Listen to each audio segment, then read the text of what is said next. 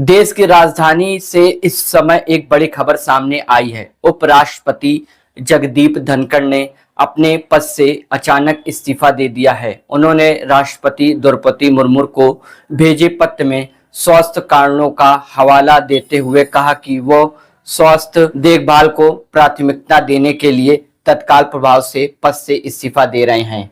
धनखड़ ने अगस्त 2022 में उपराष्ट्रपति पद संभाला था और उनका कार्यकाल 2027 तक था। ऐसे में ये इस्तीफा चौंकाने वाला है। अब सवाल यही उठ रहा है, देश का अगला उपराष्ट्रपति कौन होगा?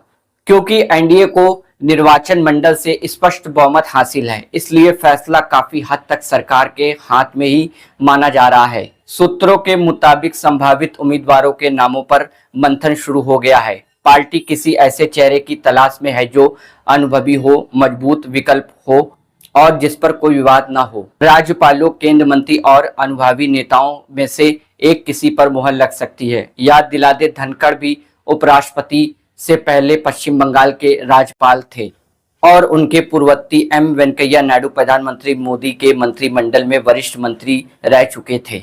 वहीं जनता दल यूनाइटेड के राज्यसभा सांसद और उपराष्ट्रपति हरिवंश का नाम भी प्रमुख दावेदार में गिना जा रहा है। वह 2020 से इस पद पर कार्यरत हैं और सरकार के विश्वसनीय माने जाते हैं। इस्तीफे में धनखड़ ने राष्ट्रपति, प्रधानमंत्री और परिषद और सभी सांसदों का आभार जताया है। उन्होंने लिखा, मैं प्रधानमंत्री से मिले सहयोग और समर्पण के लिए कृतज्ञ हूँ। उनसे मैंने बहुत कुछ सीखा है। सभी सांसदों से जो स्नेह और विश्वास मिला वो मेरे लिए अमूल्य है। उन्होंने ये भी कहा कि इस पद पर रहते हुए भारत की आर्थिक प्रगति और वैश्विक पहचान का हिस्सा बनना मेरे लिए सौभाग्य और गर्व की बात है। गौरतलब है कि धनखड़ भारत के इतिहास में इस्तीफा देने वाले केवल दूसरे उपराष्ट्रपति हैं।